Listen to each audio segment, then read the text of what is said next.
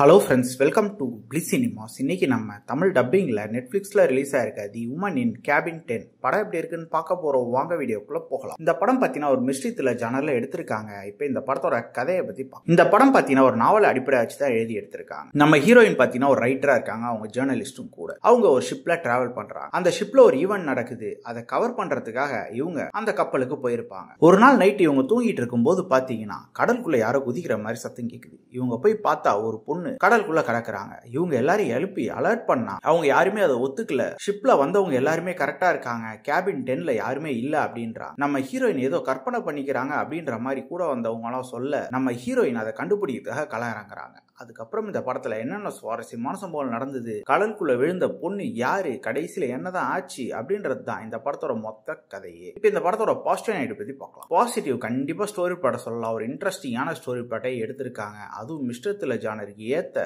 Story plot. அத பெர்ஃபார்மன்ஸ்ல நம்ம heroine பிரிச்சு மெஞ்சிருக்காங்கன்னு சொல்லலாம். ஒரு தரமான பெர்ஃபார்மன்ஸே கொடுத்திருக்காங்க. அவங்க ஒவ்வொரு சிச்சுவேஷனை ஹேண்டில் பண்ற விதத்திலாம் தரமான ஒரு பெர்ஃபார்மன்ஸை கொடுத்திருக்காங்க. கேரக்டர் ரைட்டிங்கும் பாத்தீங்கன்னா அவங்கள ஃபாலோ பண்ண இந்த படத்தை பார்த்து முடிச்சிடலாம். இந்த படமே ஒரு மிஸ்ட்ரி த்ரில்லர் படம். அதனால இவங்க மெயின்டைன் பண்ணிருக்க மிஸ்ட்ரி போர்ஷன்ஸ் எல்லாமே ரொம்ப நீட்டாக ஒர்க் அவுட் ஆயிருக்கு. ஒரு சில இடத்துல நமக்கு பிரெடிக்டபிளா இருந்தாலும் ஓவராலா பார்க்கும்போது நல்லாவே இருந்தது. டெக்னிக்லயும் படம் சவுண்டாவே இருக்கு. இந்த படமே ஒரு ஷிப்ல தான் எடுத்திருக்காங்க. அதுவும் பார்க்கறதுக்கு ரொம்ப பியூட்டிஃபுல்லா காமிச்சிருந்தாங்க. சவுண்ட் எஃபெக்ட்ஸ், பிஜிஎம் எல்லாமே நல்லாவே பண்ணி கொடுத்திருந்தாங்க. ஸ்கிரீன் பிளேஸ் பாத்தீங்கன்னா ஒரு இன்ட்ரெஸ்டிங்கான ஸ்கிரீன் பிளே தான். படம் ஒரு 1.5 மணி நேரத்துல முடிஞ்சிடும். அதுக்கேற்ற மாதிரியே விறுவிறுப்பா கொண்டு போயிருக்காங்க படத்தை. கண்டிப்பா இந்த படம் எல்லாருமே ஒன்ஸ் பார்க்க வேண்டிய ஒரு படமா தான் இருக்கு. ட்ரை பண்ணி பாருங்க. இந்த படத்துக்கு நம்மளோட ரேட்டிங் கேட்டீங்கன்னா 10க்கு 7 மார்க் கொடுக்கலாம். இன்னொரு வீடியோல சந்திக்கலாம். தேங்க்யூ.